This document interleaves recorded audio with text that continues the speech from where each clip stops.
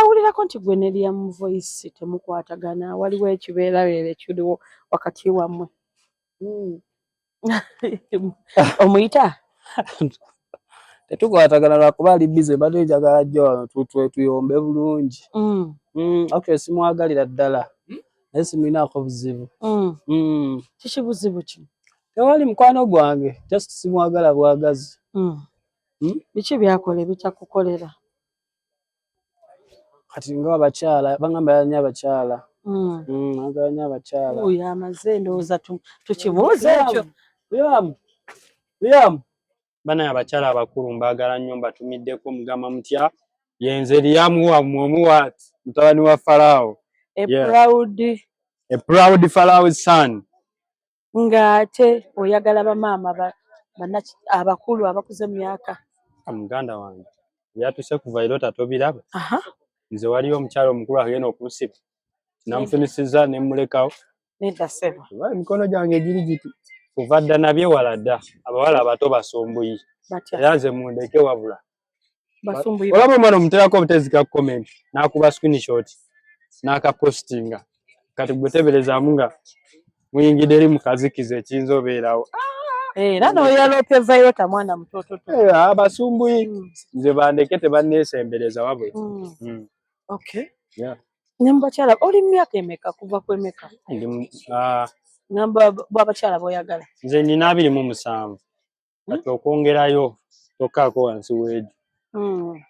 n'enkaaga osolomo baba ng'akyalabikako ate kyekigaana taba mukyala ekikwagaza abakyala bakulu Liam n'ova nayo n'okikkiriza n'okikkiriza ebyo byenkugambye kati byatuse kuva ero tatobiraba nze ndeka wabula nze ntya ekkomera tebansibangako sawa agenda mu kkomera ambere n'abantu ab'emyaka gyange atagenda kunsibya nedda bambi tekaali kabadi kubanga nange saamanya kigenda maaso mu kusooka obula nasooka nentekawo post eyasooka nga bankubidde ne bantegeeza then ate we namala okufuna information entuufu nenjijjayo nentekawo post endala yali afunyemukko obuzibuzibu kutuwaze yali agenzeemu saategera kyagenda maaso bulungi oba essimu baagibba oli ndowooza n'akozesa essimu ye n'apostinga ebyo ebintu saasobola kutegeera kuba nange nali mpunze ne kasita namanya nti ali okke ebisigadde saddamu kubuuza ate kyabadde kitya ate kitya ate kitya tekaali kabadi bambi Selector Reason omumanyi mumanyi bulungi wayawukana naye yali former manager wange waliwo embeera yonna akati wammwe gwe naye mwayawukana bubi oba aliwo ekiriwo twaliko contract era contract zaali terminated mu mateeka so tewali mbeera wakati wange unless nga yagiina naye nze siina mbeera ate Acidic Vocals ng'omuyimbi simumiitingangako si mukwano gwange naye muyimbi munnange so sinze sibeera buzibu ku bantu besitamanyi muyimbi munnange ekisooka mu respecting her for the music he has been doing mwana muto twalabako recently yakola concert kizaamu amaanyi era kiwa abayimbi abalala essuubi